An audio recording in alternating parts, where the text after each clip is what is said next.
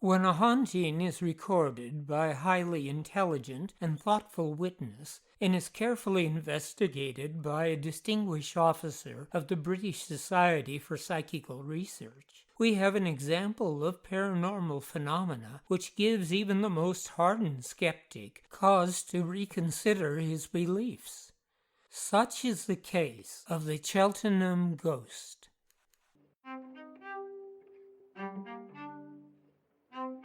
This is Mark Lyon. Welcome to the other realm. Throughout my life, I have collected true accounts left to us by those who have inadvertently crossed the invisible threshold from our world into the realm of the supernatural and returned to tell the tale. These are their stories.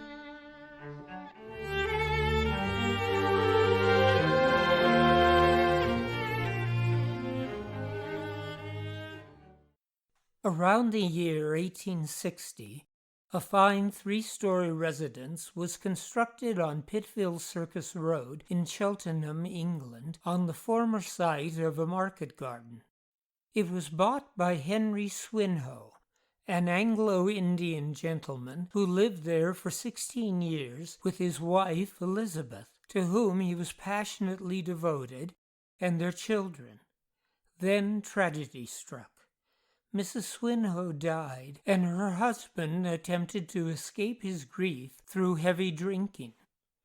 Around 2 years later, Mr. Swinhoe married a woman named Imogen. Although Imogen initially had hopes of curtailing her husband's drinking, she became dependent upon alcohol as well, with the result that the marriage was a scene of continuous quarreling and marital violence. The arguments mainly revolved around the discipline of the children of his first marriage and Imogen's desire to possess his first wife's jewelry.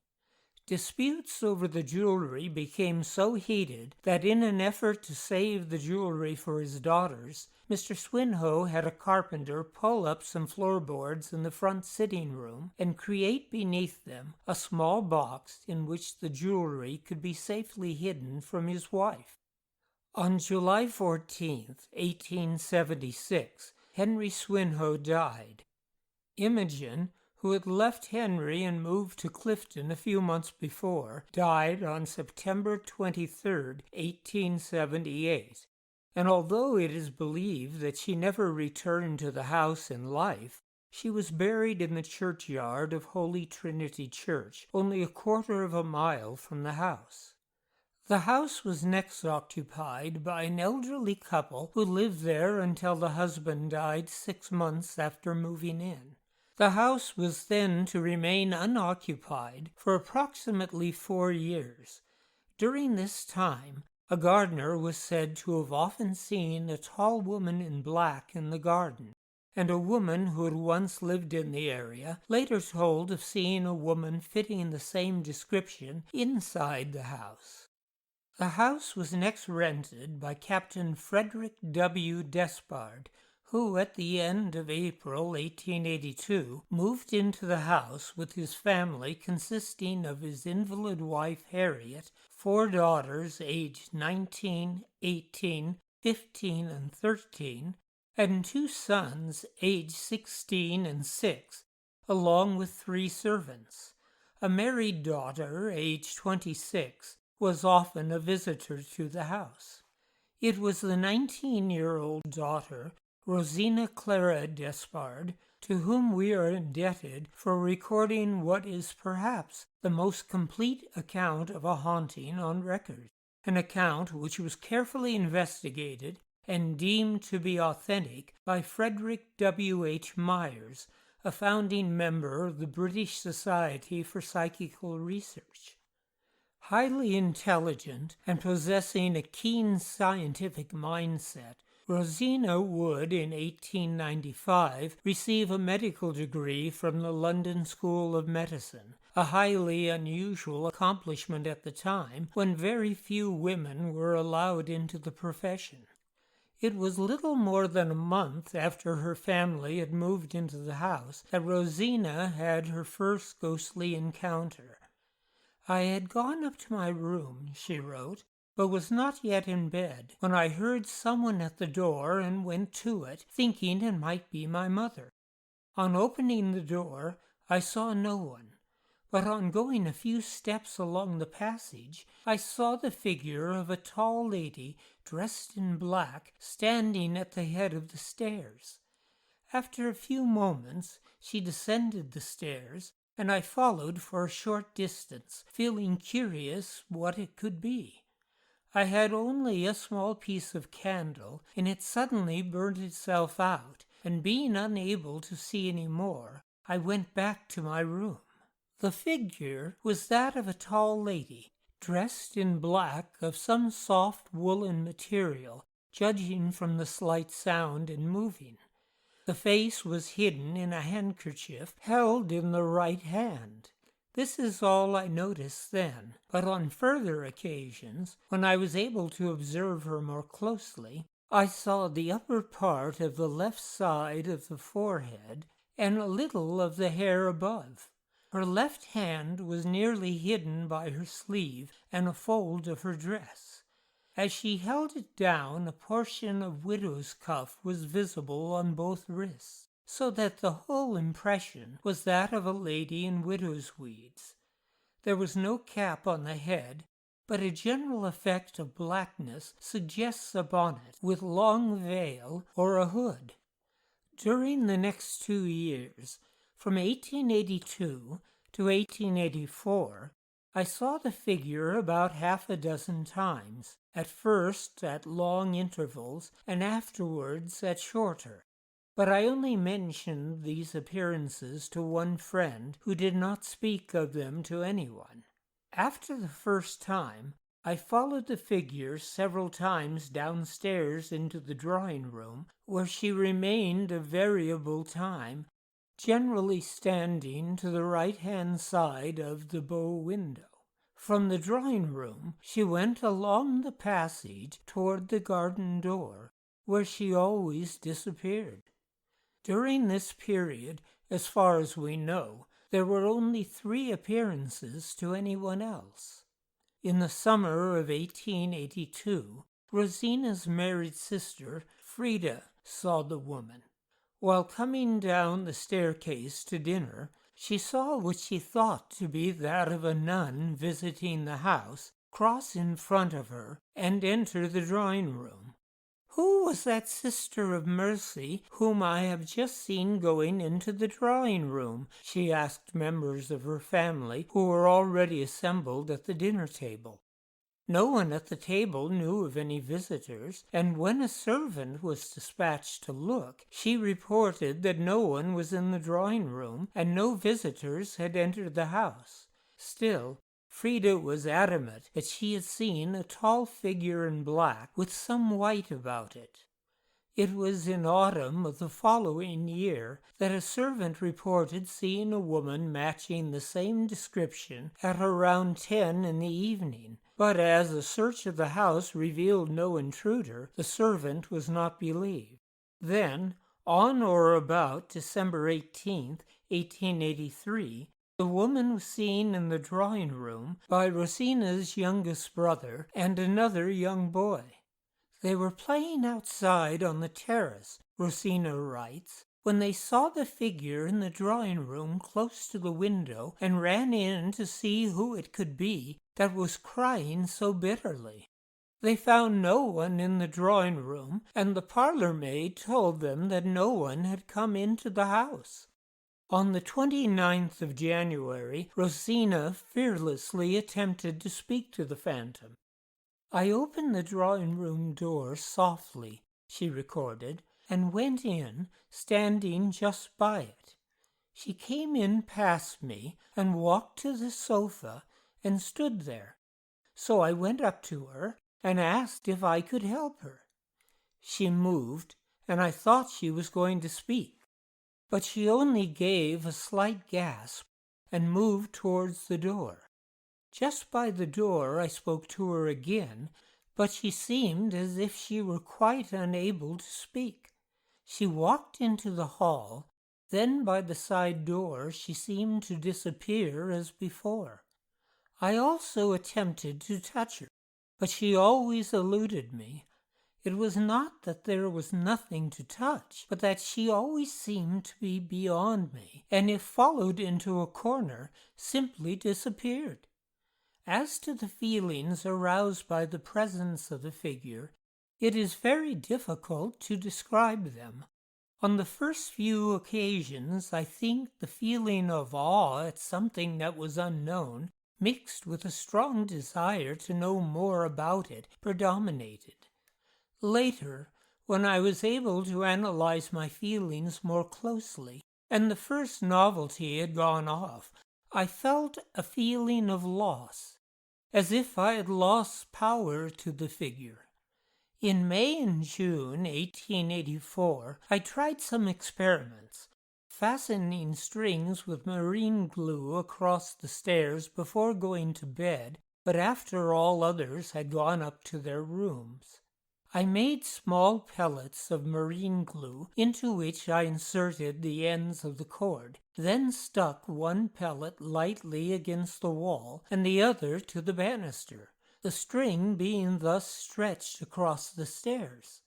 They were knocked down by a very slight touch, and yet would not be felt by anyone passing up or down the stairs, and by candlelight could not be seen from below. They were put at various heights from the ground, from 6 inches to the height of the banisters, about 3 feet. I have twice, at least, seen the figure pass through the cords, leaving them intact. During the next 2 months, July and August of 1884, sightings of the lady in black became much more frequent. Rosina states that during these months the haunting was at its maximum. On July 31st, some time after I'd gone up to bed, my second sister, Edith, who had remained downstairs talking in another sister's room, came to me saying that someone had passed her on the stairs.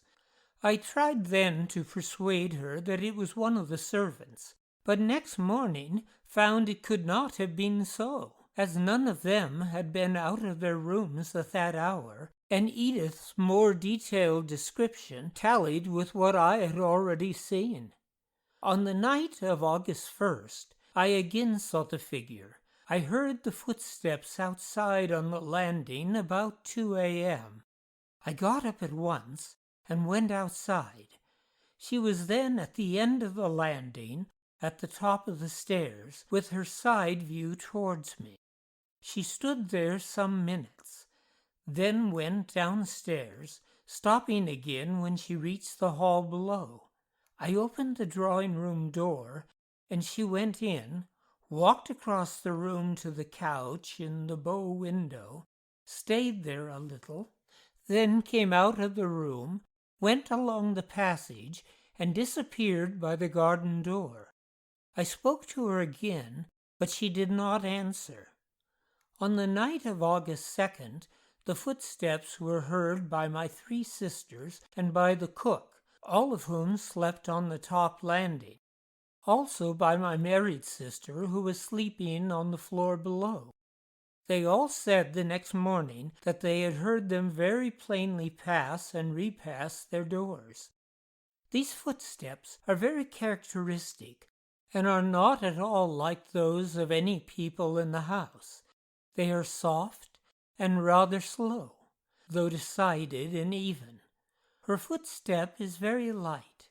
You can hardly hear it, except on the linoleum, and then only like a person walking softly with thin boots on. My sisters would not go out on the landing after hearing them pass, nor would the servants. But each time when I have gone out after hearing them, I have seen the figure there. The cook was a middle-aged and very sensible person. On my asking her the following morning if any of the servants had been out of their rooms the night before after coming up to bed, She told me that she had heard these footsteps before, and that she had seen the figure on the stairs one night when going down to the kitchen to fetch hot water after the servants had come up to bed. She described it as a lady in widow's dress, tall and slight, with her face hidden in a handkerchief held in her right hand. She also saw the figure outside the kitchen windows on the terrace walk, she herself being in the kitchen. It was then about 11 in the morning. On August 12th, about 8 p.m., and still quite light, my sister Edith was singing in the back drawing-room. I heard her stop abruptly, come into the hall, and call me. She said she had seen the figure in the drawing-room close to her as she sat at the piano. I went back into the room with her and saw the figure in the bow window in her usual place. I spoke to her several times, but had no answer. She stood there for about 10 minutes or a quarter of an hour, and then went across the room and along the passage, disappearing in the same place by the garden door. At this point, Rosina's youngest sister came into the house from the garden to tell them that she had seen the ghost moving up the outside kitchen steps. No sooner had the three sisters left the house and entered the garden than Frida called to them from a first-story window to tell them that she had just seen the ghost pass across the lawn in front and along the carriage drive towards the orchard.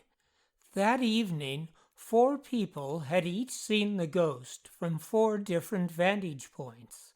During this period, the ghost was not only seen by family members, but by a retired general living across the street, a gardener, a parlor maid, and a charwoman. Even their 2 dogs seemed aware of the ghost.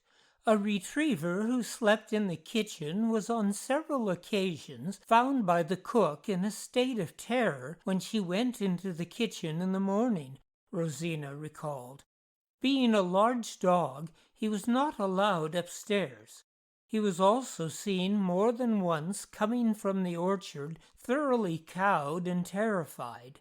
He was kindly treated and not at all a nervous dog. A small Skye Terrier, whom we had later, was allowed about the house. He usually slept on my bed, and undoubtedly heard the footsteps outside the door.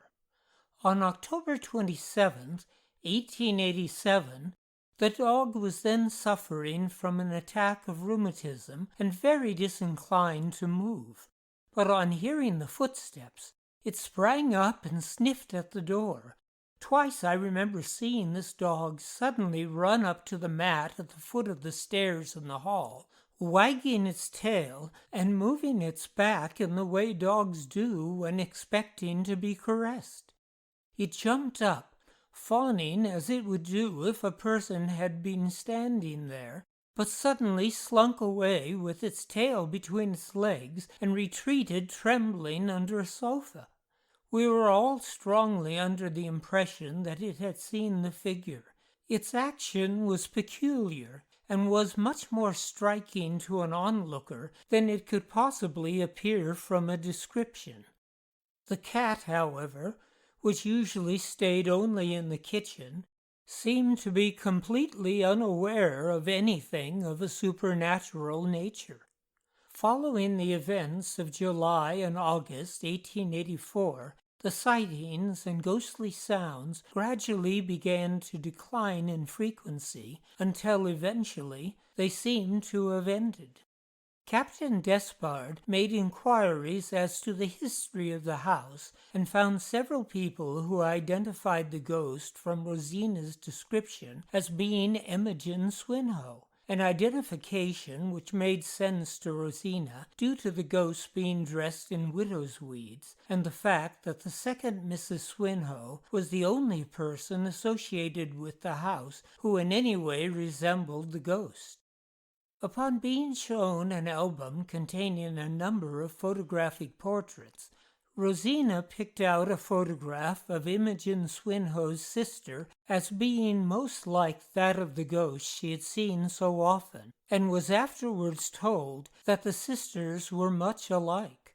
Critics have theorized that the lady in black might have been a mistress of Captain Despard attempting to leave the house after a clandestine rendezvous, pointing out that the woman's face was observed to be hidden by the handkerchief held in her right hand.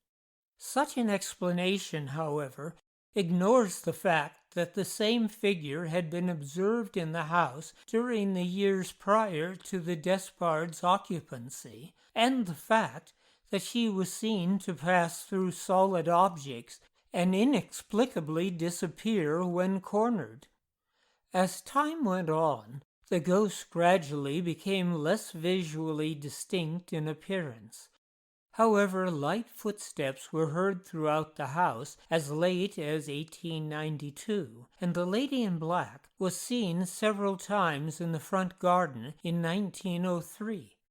The house, which still stands on Pittville Circus Road, was at a later time utilized as a private school, but the school was forced to close due to what was described as constant trouble from the ghost. Finally, it was turned into a block of apartments. A Mr. Thorne, a tenant residing in one of the apartments from 1957 to 1962, reported often seeing and hearing the ghost. However, his encounters were quite innocuous compared to that experienced by a relative of his who borrowed the apartment for a time in 1962. Without warning, the man was awakened in the middle of the night by a violent slap across the face. Then he felt as if someone was attempting to strangle him. He struggled to blurt out a short prayer, and the sensation of strangulation gradually ceased, only to be replaced by horrific poltergeist activity. The bedroom door was ripped off its hinges, and heavy furniture flew through the air, followed by plumbing and lighting fixtures being torn from the wall and ceiling. Soaked by sprays of ice-cold water and feeling his way through the dark to the open door frame, he fled the house in terror, never to return. Since that night in 1962, there have been no further reports of ghostly activity in the house, at least no reports of which we are aware.